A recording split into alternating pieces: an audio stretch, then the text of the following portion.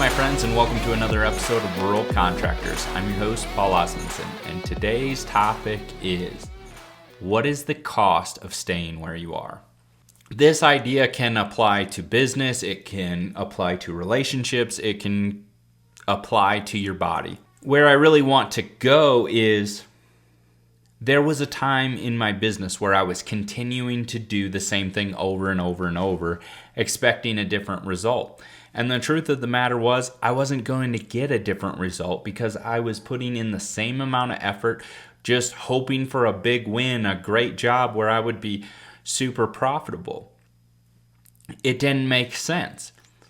And I didn't have any vision for where I wanted to go.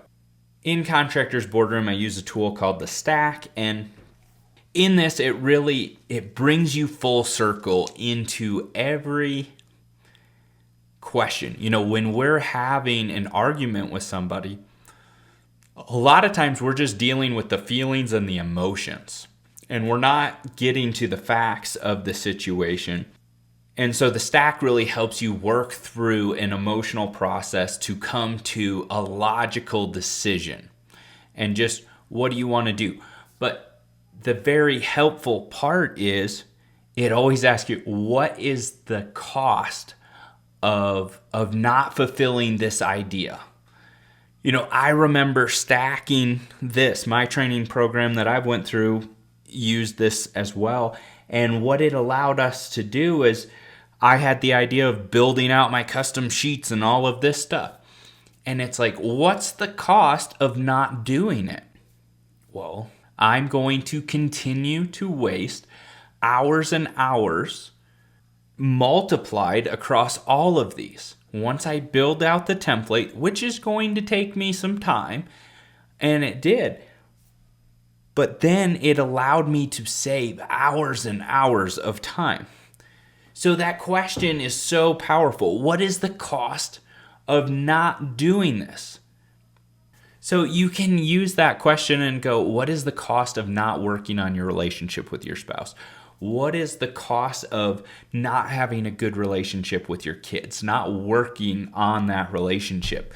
What is the cost of not learning how to be a better parent? I was going to say the best parent, but that's impossible. So what is the cost of not learning? And if we constantly stay in this mind of not learning, of staying the same, what's your life going to look like? Fast forward it. So you look at your big dreams, that what you want, the cost of staying the same is you will never reach those goals. No way. If you continue to do the same thing over and over, you will never reach those big goals. What is the cost of not pursuing your goals? What is the cost of not striving for better? In my life, I want to reach my full potential. And what is that? And do we ever reach our full potential? And it's like, boy, sometimes I don't give myself permission to go out there and to do. I'm my biggest bookends, where I'm just slapping myself on each side and nope, this is where we're going, and not thinking outside the box, where do I want to go? How many of us thought, hey, as soon as I graduated, whether it was from high school or college, you just had this idea that learning was over. Taking this back a step further, it was like, I heard this said one time that, once I get my driver's license, then my life will start. Once I get a girlfriend, then my life will start. Once I get done with college, then my life will start. Once I move on from this job, then my life will start. Once I get married, then my life will start. Once I have kids, then my life will start. It's a constant. Are we living in the present, but striving for the future? I'm not trying to contradict myself, but what is the cost of not moving?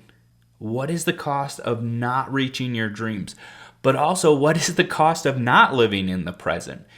Because you're so caught up in the day today that you're not present when you get home.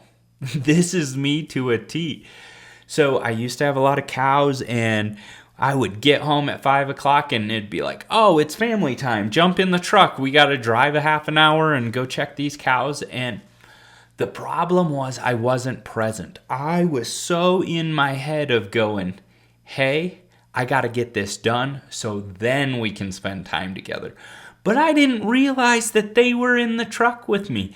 And I wasn't making it a fun experience for them because I was like, I got to get this done. I got to get it done so then we can spend time together. And it's like, boy, I was right there. We could have had fun together. And later we started to make some of these processes fun by grabbing pizza. And there's a great place that we'd grab cheese balls on the way, and kids would get a bunch of French fries. My truck was a mess. French fries everywhere. Smelled great the next morning. But are we being present? What is the cost of not being present? What is the cost of not striving after your goals? Why are you building a business? Are you building a business to be a slave to yourself and have a job that you really don't like? But nobody's to blame but you. You're the owner of your business. This is really what I was doing for the first little while. Was I didn't value myself, so I wasn't charging enough, so I wasn't making enough. And I was the only person in charge of my time. There was no one to blame but myself, because I was just moving without a direction, hoping for a great payoff. So take a little time, evaluate your business, evaluate your dreams. One thing I did for a while was I wrote my goals down every morning. What are your goals? Writing them down. A great practice that it really allows you to expose them. And it's just a brain dump. It's writing them down. But if you're writing them down, you're going to start acting on them, and they will continue to change. So I hope this episode was valuable, and we'll catch you on the next one.